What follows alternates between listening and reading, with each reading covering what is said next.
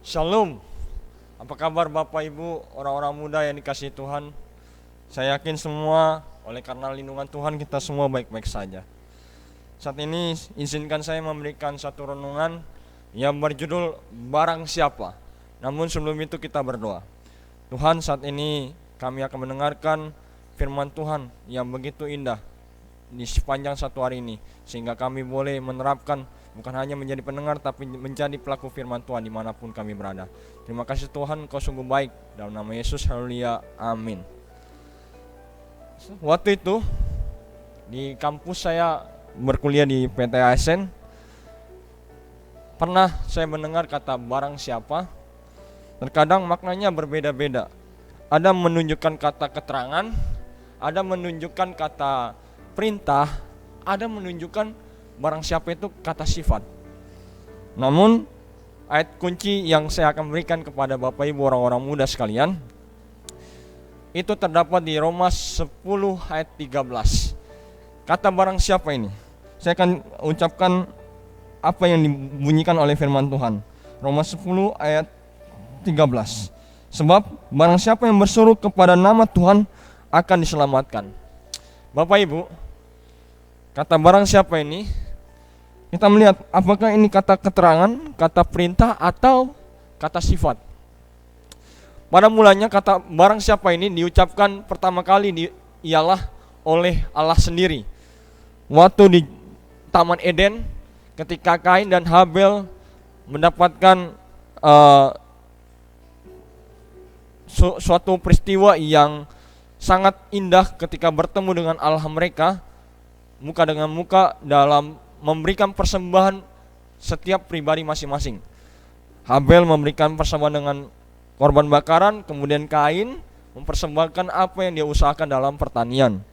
Tapi di situ dia membunuh adiknya sendiri oleh karena kecemburuan terhadap Allah yang menerima persembahan hanya kepada Habel. Dan ketika itulah Tuhan datang untuk menemui Kain, karena Kain telah membunuh Habel dan darah Habel telah terdengar oleh Allah.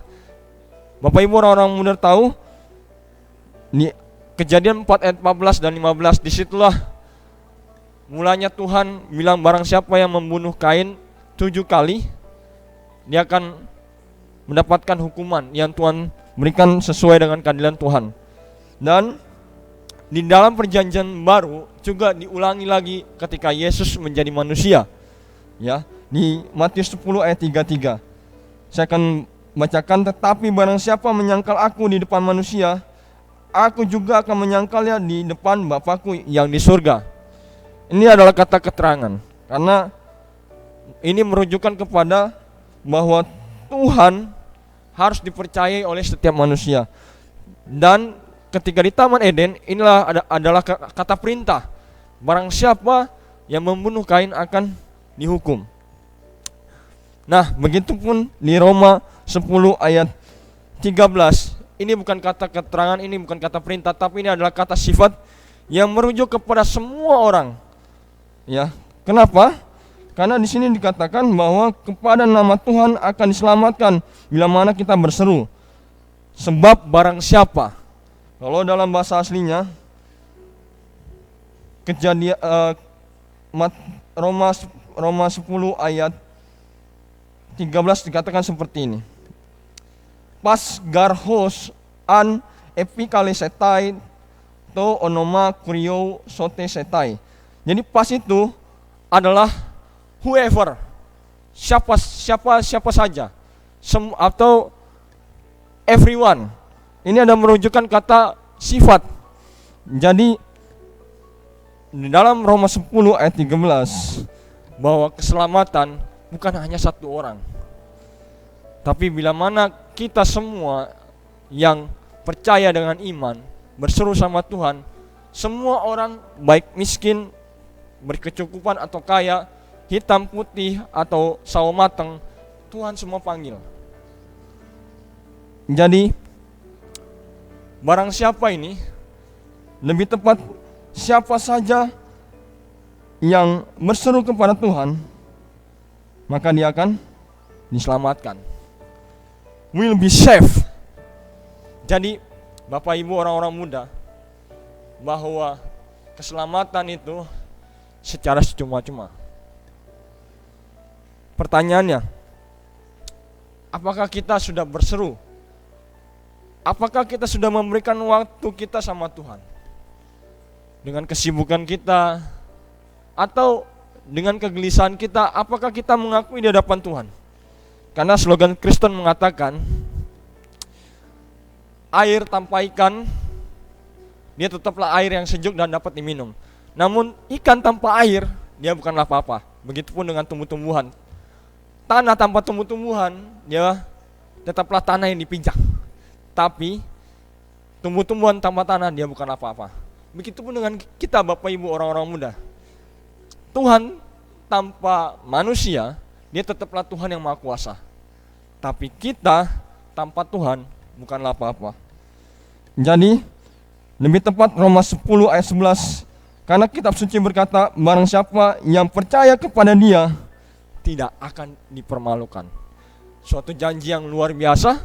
Siapa saja, semua orang boleh percaya, bahkan berseru sama Tuhan. Sehingga kita akan memilih yang terbaik hanya kepada Allah saja. Karena Allah adalah Maha Hadir, karena Allah adalah Maha Kuasa, dan Dia adalah sumber kehidupan kita yang boleh datang kepada Yesus. Jadi Bapak Ibu orang-orang muda yang dikasihi Tuhan, ambillah komitmen saat ini. Buatlah komitmen ini sebagai ujian kita bahwa kita adalah orang yang setia kepada Tuhan. Kalau tidak sanggup, berdoa, jangan menyerah. Karena apa? Barang siapa yang berseru kepada Tuhan akan diselamatkan. Ingat janji ini, Tuhan tidak pernah berbohong daripada manusia. Tapi Tuhan terus menepati janjinya yang luar biasa untuk kita, bahwa kita harus bersandar kepada Tuhan. Kiranya lewat pelajaran ini, kata barang siapa memiliki penekanan hanya satu, kepada semua orang yang percaya kepada Yesus. Biarlah lewat renungan ini kita boleh diingatkan, datang kepada Tuhan. Tuhan memberkati.